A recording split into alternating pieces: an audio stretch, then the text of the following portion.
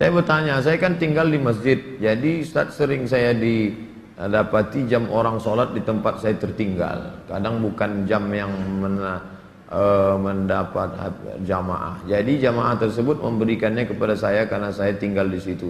Bagaimana itu Pak Ustaz? Buat pengumuman kehilangan, pernah saya buat nggak ada respon. Sekarang di kamar saya ada 2 jam orang tertinggal. Misalnya saya mau pakai, gimana hukumnya Pak Ustaz? Ini namanya luqatah. Luqatah, barang temuan itu menjadi milik engkau wahai adinda kalau sudah setahun tak ada pemiliknya. Setahun tak ada pemiliknya, catat tanggalnya. Setahun tak ada pemiliknya, maka punya engkau. Berdoalah, pokoknya selama setahun itu berdoa supaya tak datang pemilik. Kalau dalam setahun itu ada pemiliknya, apa boleh buat, belum rezeki. Mudah-mudahan ada yang kehilangan lagi. Kenapa sebagian orang tak mau baca Sayyidina dalam salawat Nabi? Apa alasannya? Alasannya karena katanya menambah-nambah. Allahumma salli ala Sayyidina. Yang tambah-tambah. Nabi tak pernah menyebut. Nabi sendiri menyebut.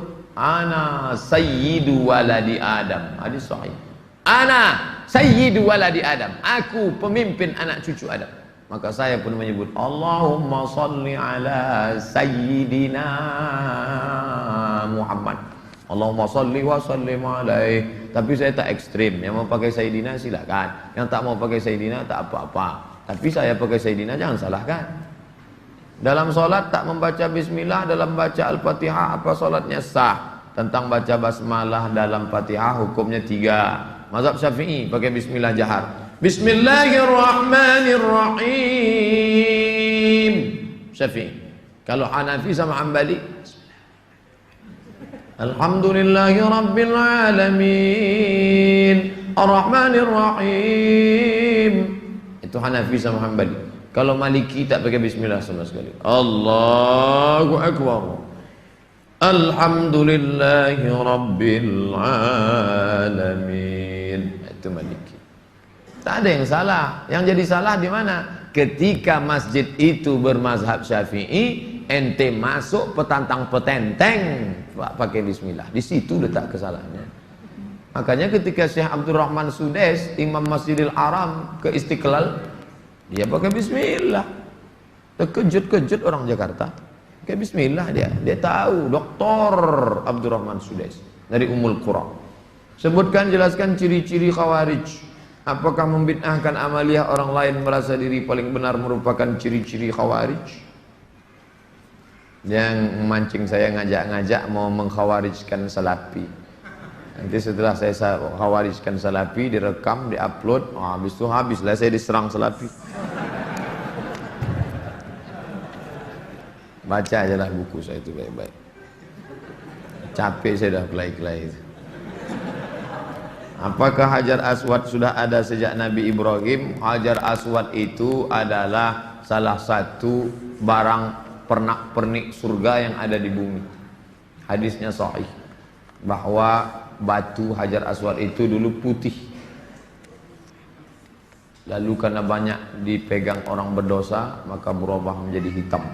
Itu bukan pendapat ulama, hadisnya sahih tentang Hajar Aswad. Dibawa Nabi Adam rindu dengan surga, maka diturunkan Allah. Jadi bukan Adam. Ada pula saya dengar orang ceramah, waktu Nabi Adam mau turun ke surga, dia ada mau bawa, diambilnya batu, dikepitnya di ketiaknya. Bukan begitu. Adam sudah turun, lalu rindu ke surga, dibawa Jibril. Kata Jibril, ini oleh-oleh dari surga. Itulah Hajar Aswad. Aslinya putih, tapi karena dipegang oleh orang-orang berdosa, menempel dosanya itu di batu itu menjadi hitam. Bukan yang bulat itu Hajar Aswad. Ada butir-butir kecil-kecil hitam-hitam dia. Tengok dari dekat. Itulah Hajar Aswad. Ditempelkan ke dalam batu. Baru dibalut dengan cangkang yang terbuat dari besi. Nah, itu yang dicium. Batu kecil-kecil dalam. Yang besar itu batu biasa. Ditempelkan ke dalam batu biasa. Hajar Aswad. Kalau istri tadi putih kemerahan, panggil dia Humaira. Kalau hitam ya Hajar Aswad. Jangan marah deh. Umur saya 24 tahun. Sekarang saya sudah kerja di perusahaan A. Saya baru diterima di perusahaan B yang merupakan pekerjaan impian saya. Tapi jika saya mengambil pekerjaan di perusahaan B, saya tak boleh menikah selama setahun. Sedangkan calon saya tak mau menunggu karena orang tuanya sudah tak bisa menunggu. Menurut Ustadz gimana itu?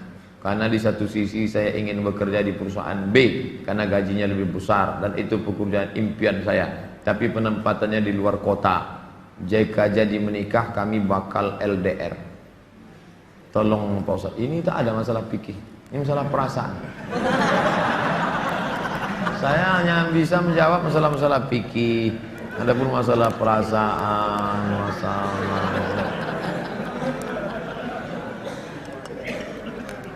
saya yang bisa saya jawab tuh halal, haram, makruh, mubah, rukun, syarat, wajib, sunat, sunat muakkad. Adapun masalah ini baiknya kalian duduklah musyawarah. Adinda, kita menikah ini kan saling pengertian. Aku kuliah pontang-panting mau kerja ini kerja kembali. Tolonglah kau pahami keadaanku sekarang. Kalau dari awal aja dia tak bisa ngerti kita, gimana setelahnya? Ini belum lagi menikah, main paksa-paksa, tak bisa. Ini dua makhluk yang berbeda. Walaupun sama-sama mau makan telur ayam, yang satu mata sapi, yang satu dadar, bisa berkelahi. Dia harus mengalah. Hari ini aku mata sapi, besok kau dadar. Ya, lama-lama yang mata sapi suka dadar, yang dadar suka mata sapi. Harus begitu. Nah, kan keperasaan juga ujung. Berapa menit setelah berbuka baru azan Pak Ustaz? Waktu azan itulah berbuka. Tengok definisi puasa. Imsakun nafsi, menahan diri, anil mahzurati, dari semua yang membatalkan puasa, min tulu'il fajri, dari terbit fajar. Terbit fajar itu azan subuh, ila ghurubis syamsi, tenggelam matahari, syafaq ahmar, azan maghrib. Hanya saja bagi muazin minum dia dulu. Muazin itu dianjurkan minum dia. Zahabadh dhama'u wa batallatil uruq wa thabatal ajru, baru dia azan. Allahu akbar, Allahu akbar. Nah, itu dah minum tuh. Kalau yang belum minum, Allah, belum minum tuh. Apakah boleh kita makan setelah selesai, setelah Isya masuk? Yang penting batalkan dulu puasanya dengan minum kah, makan buah kah. Jangan makan es, karena usus itu kering. Knalpot yang kering panas disiramkan air es, mengelupas cat-catnya. Begitulah usus kita itu rusak. Maka yang paling bagus orang Mesir, korma kering, bukan korma yang basah, korma kering, pecah-pecah, buang bijinya, masukkan ke dalam, siram pakai air panas. Agak-agak 2 jam menjelang berbuka. Nanti menyatu dia. Diminum. Itu yang paling bagus. Minum kesukaan Nabi, air korma. Minum air korma. Bagus, manis dia, maka usus kita awet. Apakah batal puasa mencicipi gulai untuk merasakan garamnya? Mazhab Hambali mengatakan tak batal, karena dia tak masuk ke rongga, tak masuk ke dalam, hanya di ujung lidah. Di ujung lidah ini ada perasa. Jadi teteskan. Maka tak batal, karena tak masuk. Habis dirasanya gini, habis itu diludahkannya boleh. Tak masuk ke sini, tak masuk. Mazhab Hambali, tapi saya tak mengamalkan. Saya tidak mengamalkan. Ini saya jawab, mana tahu nanti ada ustadz. Saya bilang tak boleh. Tiba-tiba ada ustadz mengatakan, oh tak tahu Ustadz Somad. Saya tahu, tapi saya tak amalkan. Kenapa? Membuka pintu celah. Saya tak menyalahkan Imam Hambali. Orang sekarang imannya tak macam Hambali. Asik mencicip aja dari pagi. Cicip. Ustadz, gimana cara menghafal Quran? Kami dulu aturan di Al-Azhar tidak pakai SKS, kuliah tak SKS, setahun dipaket 14 mata kuliah, 2 juz Al-Quran, tidak pakai SKS, tahun 1, tahun 2, tahun 3, tahun 4, 14, 2 juz.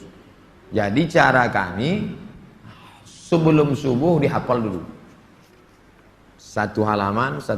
Sebelum subuh hafal 1 halaman.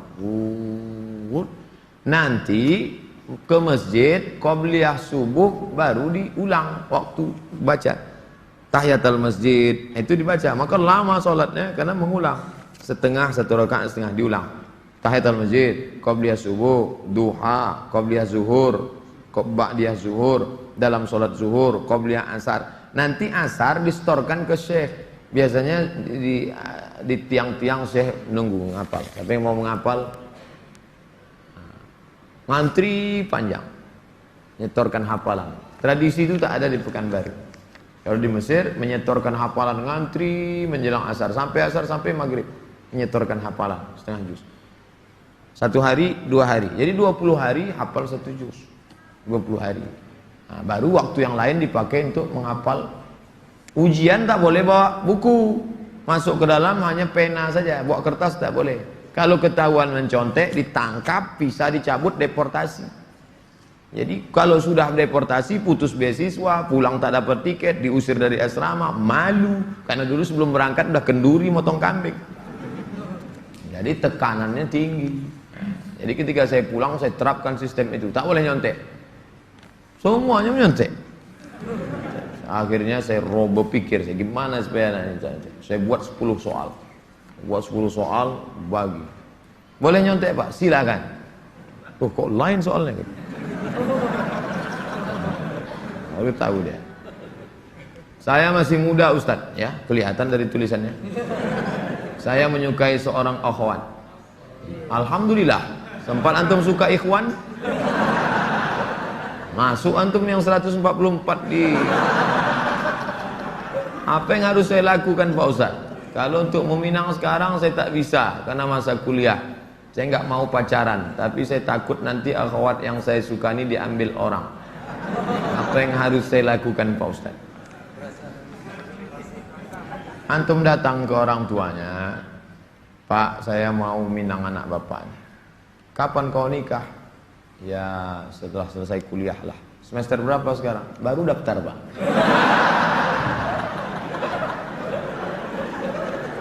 Itu rasa-rasa biasa saja itu adik-adik sekalian. Nanti setelah sekalian kuliah, banyak yang lebih cantik, lebih mantap dari itu. Anggap ingin lalu aja. Tak ada. Nanti setelah kalian selesai, banyak yang lebih hebat lagi daripada itu. Maka tundukkan pandangan. Yang gadis-gadis bagus pakai cadar, supaya tak nampak laki-laki wajah. Ustadz di mana di Pekanbaru ini tempat belajar tahsin ngaji? Ustadz Hardi LC. Datang ke Tafakuh, banyak kajian, jamnya ada. Datang ke kantor Tafakuh, depan gedung guru. Dari sini sebelum Purna MTQ, gedung guru sebelah kanan ada perkantoran Sudirman. Di depannya ada karaoke Rosa. Tapi jangan antum masuk ke situ. Kanan karaoke, yang kirinya Tafakuh. Dr. Mustafa Omar. Tanya, ada Ustadz Hardi? Nah, daftar tahsin dengan Ustadz Hardi. Ustaz, Nabi Muhammad tak pernah cukup puasa sebulan pada bulan Sya'ban. Bagaimana kalau puasa bulan Rajab? Tidak pernah cukup puasa. Pernah Nabi. Bulan Sya'ban pernah Nabi sebulan. Karena Rasulullah SAW yasumu Sya'ban kullahu. Kata ulama makna kullahu, pernah dia sebulan. Tapi tidak tiap tahun. Pernah, tapi tidak tiap tahun. Bagaimana dengan Rajab? Rajab bagus. Mana dalil puasa Rajab? Wa minal hurumi fasum, berpuasalah engkau di bulan-bulan haram. Bulan haram itu Zulqa'dah, Zulhijjah, Muharram, Rajab. Dalilnya umum. Ustadz, gimana biar istiqomah sholat di masjid? Begitu sedengar azan langsung bangkit. Karena waktu azan berkumandang setan lari tunggang langgang. Wa 'alaiha duratun, sampai terkentut-kentut. Begitu terdengar azan, Allahu Akbar, Allahu Akbar, bangkit langsung berangkat. Jangan antum santai nanti aja lah nunggu iqamat. Oh enggak, langsung berangkat, langsung ke masjid. Intizarus shalah ba'da shalah, menunggu salat. Paksa-paksakan sampai dia mendarah daging sehingga kalau tak salat meleleh air mata antum. Itu baru terasa manisnya salat jamaah. Apa saja penyebab rezeki dihambat Ustaz? Kami sudah kerja potong panting tapi hasilnya selalu kurang, malah hutang tambah banyak. Banyak berdoa kata Nabi pada orang yang dililit utang, Allahumma inni a'udzubika minal hammi wal hazan wal ajzi wal kasal wal jubni wal bukhul wa dhala'id daini wa ghalabatir rijal. berusaha. Kalau engkau belum diberi Allah, husnuzan pada Allah. Tak sulit bagi Allah menyehatkan Ayub, tak sulit bagi Allah menyelamatkan Yusuf, tak sulit bagi Allah membuat Ibrahim punya anak Ishak, tak sulit bagi Allah menolong Muhammad sallallahu alaihi wasallam. Dia hanya ingin menengok engkau terus berusaha dan berdoa. Bagaimana hukumnya dalam perjalanan menuju kajian Ustadz? Kami melaksanakan sholat maghrib di jalan. Setelah selesai sholat kami tak berzikir dan langsung melanjutkan perjalanan. Bagaimana itu Pak Ustadz? Sambil naik kendaraan tuh kalian berzikir. Subhanallah, subhanallah, subhanallah, subhanallah, subhanallah, subhanallah, subhanallah. Alhamdulillah, alhamdulillah, alhamdulillah. Tet, subhanallah. Alladzina yazkuruna Allah qiyaman, berzikir waktu tegak, wa qu'udan, waktu berjalan, waktu duduk, wa ala junubihim, waktu berbaring. Zikir tak boleh putus. Karena mau cepat takut terlambat. Assalamualaikum warahmatullahi wabarakatuh. Tetap ba'diyah rawatib. Habis itu berzikir. Tak ada halangan. Ustaz, bila kita mempunyai masa lalu yang suram, apakah harus diungkapkan atau tidak pada calon suami istri? Dosa apabila tidak diungkapkan, tidak dikasih tahu.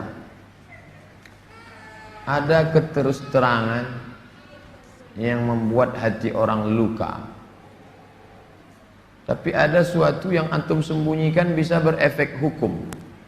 Inishtarata saiban, inishtarata bikran. Kata Imam Ibn Taymiyah dalam kitab Majmu' Fatawa, dikutip oleh Imam Sayyid Sabiq dalam Fikih Sunnah. Yang punya teks Ibn Taymiyah, nama kitabnya Majmu' Fatawa. Dikutip oleh Sayyid Sabiq, dibuatnya dalam kitab Fikih Sunnah. Inishtarata bikran fapanat saiban falahul fasquh. Kalau seorang suami mensyaratkan istrinya mesti perawan, ternyata tidak perawan, maka dia punya hak fasakh, membatalkan pernikahan. Jadi kalau sekedar antum dulu pernah nonton karaoke, tak perlu antum ceritakan. Ditanyanya, kau solihah? Insya Allah bang. Masa lalumu, siapa yang tak pernah punya masa lalu? Emangnya kau suci? Tapi kalau sudah masalah implikasi hukum, antum mesti terus terang. Karena kalau antum bohong, maka dia punya hak fasakh. Nah, ini hati-hati. Setelah itu cerita, tapi bahaya juga. Ini kau cerita dia tak jadi, tak mau. Bukakannya ke yang lain, alamat. Pokoknya gawat lah itu dah. Bila wanita menolak menikah karena alasan menuntut ilmu yang disuruh orang tuanya, bagaimana menurut Pak Ustadz? Kenapa dia tak mau menikah? Ayahnya maksa dia harus selesai S3 baru nikah. S2 23, S3 tambah lagi, S2 25, S3 3 tahun 28. Kau setelah doktor baru boleh menikah. Begitu kata bapaknya. Hadapi bapaknya. Keras bapaknya nih Pak Ustadz. Bapaknya orang apa? Orang Kabupaten Kampar. Ajak Ustadz Mustafa Umar. Bapaknya orang apa? Orang Jawa. Ajak Ustadz Jamhur. Jumpa sama Ustadz Jamhur. Assalamualaikum, Waalaikumsalam. Pripun kabari apik? Oh, katanya bapak tak mau ngasih anak bapak nikah sama dia. Saya bukan tak mau, itu saya ngasih alasan aja biar tak jadi sama dia. Ini orangnya baik Pak, baik orangnya, sopan. Oh, jadi ada pintu celah masuk ke dia. Bapaknya itu kan manusia, bukan robot. Ada hatinya. Kau sentuh tepat di hatinya, dia akan jadi milikmu untuk selamanya. Sebelumnya mau ucapkan selamat milad ke-40. Bolehkah itu mengucapkan selamat ulang tahun? Saya tak merasa 40. Saya lahir tahun 1397 Hijrah. Jadi umur saya sekarang sudah 42 tahun. Saya pakai Hijriah. Maksud pertanyaannya, bolehkah mengucapkan selamat ulang tahun? Pernah tak Nabi mengulang hari ulang tahunnya? Ya Rasulullah, kenapa engkau puasa hari Senin? Zaka yauma wulidtu, hari Senin aku lahir. Ada dia menyebut hari kelahirannya, tapi diisinya dengan ibadah. Kalau mengingat hari lahir dengan sedekah anak yatim, pergi ke jumpa Pak Yazid, sedekah. Pak Yazid, berapa anak yatim di sini? Ada 200. Tolong keluarkan. Semuanya, 5 orang aja Pak. Iko ada nasi bungkui kok. Makan bersama. Dek, makan ya. Adik kenapa tinggal di sini? Ayah saya meninggal. Adik syukur atas nikmat. Tak salah. Tapi kalau dikumpul kawan-kawan, hari ulang tahun, dipecahkan telur ayam, telur itik, telur bebek, dikasih pula ini, diikatkan di tiang listrik, disiram kopi, rupanya ada kabel telanjang, kontak mati. Buat dosa aja. Saya punya teman suka sekali berjudi, sudah berkali-kali saya nasihati, tak juga mau berhenti. Saya suruh teman lain juga tak mau. Bagaimana cara menyadarkannya Pak Ustaz? Panggil polisi, angkat. Banyak jamaah kita polisi, nanti saya kasih nomor. Jamaah kita banyak polisi, saya kasih nomor. Di mana dia selalu main? Dia tangkap. Yang narkoba tangkap. Ada cerita. Kertas terakhir. Boleh sholat berjamaah di masjid agak jauh dari rumah, tapi musola lebih dekat dari rumah kita. Bagaimana yang lebih baik? Kalau di masjid yang jauh itu engkau pergi karena ada pengajian Ustadz Mustafa Umar, ada pengajian Ustadz Mawardi Muhammad Saleh, tapi masjid yang dekat tetap ada sholat berjamaah, boleh. Tapi kalau sampai masjid musola yang dekat rumah tak ada orang sholat berjamaah, istahwadan alaihimus syayatin, sekeliling kampung itu diganggu setan. Musola, surau, langgar, masjid yang sudah dikomitmen sholat berjamaah, tiba-tiba tinggal tak ada berjamaah, istahwadan alaihimus syayatin. Nah, jadi perhatikan baik-baik. Pak Ustadz, memang di situ tak ramai, tapi pasukan inti adalah. Oke, tak masalah. Atau pergi ke masjid sana karena ada pengajian di situ. Tapi kalau sampai kosong, antum yang azan di situ, antum azan sholat dulu, selesai sholat baru pergi ke sana. Azan subuh sudah siap di masjid musola. Kita sholat sunat fajar di rumah. Siap sholat sunat baru kita ke masjid. Apakah sah sholat? Apakah sholat sunat kita itu? Sholat sunat di rumah, rumahnya dekat. Tapi kalau rumahnya jauh, sholatnya di masjid. Nabi sholatnya kan di rumah. Nabi itu jarak dia 22 meter. Dari mimbar Nabi ke dinding kamar Nabi 22 meter. Kita berapa kali belok? Terakhir, apa boleh sholat tarawih di masjid jauh dari rumah kita, sedangkan masjid musola ada dekat? Sama jawaban macam tadi. Ala hazihin niyah al-fatihah. A'udzubillahi minasyaitonirrajim. Bismillahirrahmanirrahim. Alhamdulillahi rabbil alamin. Arrahmanirrahim. Maliki yaumiddin. Iyyaka na'budu wa iyyaka nasta'in. Ihdinas siratal mustaqim. Siratal ladzina an'amta 'alaihim ghairil maghdubi 'alaihim waladdallin. Amin. A'udzubillahi minasyaitonirrajim. Bismillahirrahmanirrahim. Alhamdulillahi rabbil alamin. Wassalatu wassalamu ala ashrafil anbiya'i wal mursalin wa ala alihi wa sahbihi ajma'in. La tada' lana fi maqamina hadha wa fi sa'atina hadhihi dhanban illa ghafartah wa la hamman illa farajtah wa la daynan illa qadaitah wa la daynan illa qadaitah. Segala hutang kami bantu kami melunasinya ya Allah. Wala mumtahinan illa najahta. Saudara kami yang sedang ujian pekerjaan, ujian masuk perguruan tinggi, luluskan ya Allah. Wala aziban illa zawwajta, yang akan menikah mudahkan urusan pernikahannya ya Allah. Wala maridan illa syafaita, yang kau uji dengan penyakit sembuhkan, sehat dari penyakitnya ya Allah. Wala mayitan illa rahimta, yang meninggal dunia curahkan rahmat dan kasih sayangmu pada mereka ya Allah. Allahumma akhtim lana bi husnil khatimah wa la taqtim alaina bi su'il khatimah. Allahumma ja'al akhir kalamina 'inda intihai ajalina, jadikanlah akhir kalam kami ketika ajal kami sampai, qaula la ilaha illallah. Rabbana atina fid dunya hasanatan wa fil akhirati hasanatan wa qina adzabannar. Sallallahu ala sayyidina Muhammadin wa ala alihi wa sahbihi wasallam. Walhamdulillahi rabbil alamin. Taqabbalallahu minkum minna wa minkum taqabbal ya karim. Saya ucapkan selamat menunaikan ibadah Ramadan 1438 Mohon maaf zahir dan batin. Taqabbalallahu minkum taqabbal ya karim. Marhaban ya Ramadan. Wassalamualaikum warahmatullahi wabarakatuh.